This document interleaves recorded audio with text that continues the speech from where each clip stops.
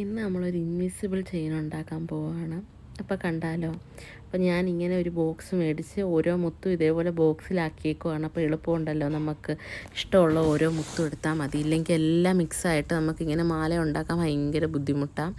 അപ്പോൾ ഇന്നൊരു ലക്ഷ്മി ദേവിയുടെ ഒരു കാശി കോയിനകത്ത് വിത്ത് സ്റ്റോൺ വരുന്നത്.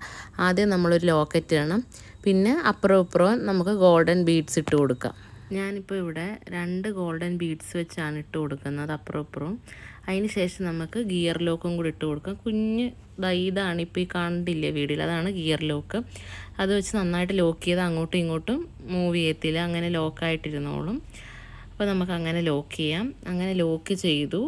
എന്നിട്ട് ഇനി സൈഡിലും ഒരു മുത്ത് കൊടുക്കാം. കാരണം ലക്ഷ്മി ദേവിയുടെ ആ കോയിനകത്തൊരു ഓറഞ്ച് കളറിലെ സ്റ്റോൺ അല്ലേ വരുന്നത്. അപ്പം നമുക്കൊരു ഓറഞ്ച് മുത്തും കൂടി ഇട്ട് കൊടുക്കുക അപ്പുറം ഇപ്പുറമായിട്ട്. അപ്പോൾ അങ്ങനെ ഇട്ട് കൊടുത്ത് ലോക്ക് ചെയ്യുമ്പോൾ നല്ല ഭംഗിയായിരിക്കും അത് കാണാനായിട്ട്. ഇപ്പോൾ നമുക്ക് ഓറഞ്ച് കരയൊക്കെ വരുന്ന സെറ്റുമുണ്ട്, സെറ്റ് സാരിയൊക്കെ ഇല്ലേ, നമുക്കില്ല ഓറഞ്ച് കളറിൽ ഒരു ബ്ലൗസ് ഇട്ടൊരു സാരിയൊക്കെ ഉടുക്കണേ.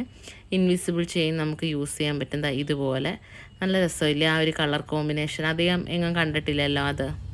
ഇപ്പം നിങ്ങൾക്കൊരു ഐഡിയ കിട്ടിക്കാണുമല്ലോ അതിൻ്റെ ആ ഒരു കളർ കോമ്പിനേഷനും ആ ഒരു മുത്തും കൂടെ വന്നപ്പോൾ ഒരു ഭംഗി കണ്ടോ. ആ ലോക്കറ്റിൻ്റെ മുകളിലുള്ള ഓറഞ്ച് സ്റ്റോൺ തന്നെയാണ് ഞാനൊരു ഓറഞ്ച് പേളും കൂടാണ് ഇട്ട് കൊടുത്തത്. പേളല്ല, ഒരു മുത്ത്. അപ്പോൾ അത് തമ്മിൽ ഒരു നല്ലൊരു മാച്ചിങ് ഉണ്ട്, ഒരു സാമ്യമുണ്ട്. ആ ലോക്കറ്റും ആ മാലയും തമ്മിൽ ആ ഗോൾഡൻ തീമിൽ തന്നെയാണ് നമ്മൾ ചെയ്തെടുത്തേക്കുന്നത്. നമ്മളിപ്പോൾ റൈറ്റ് സൈഡിലല്ലേ ചെയ്ത്, ലെഫ്റ്റ് സൈഡിലും കൂടെ ചെയ്യാം. അപ്പോഴത്തേക്ക് നമ്മുടെ മാല ഫിനിഷ് ആവും. കൊളുത്തും കൂടെ പിടിപ്പിച്ച് കഴിഞ്ഞാൽ 2 മാല ഉണ്ടായിട്ടുള്ള ഒരു DM ചെയ്തോളൂ. 60 രൂപയാണ് മാലയ്ക്ക്. Thank you.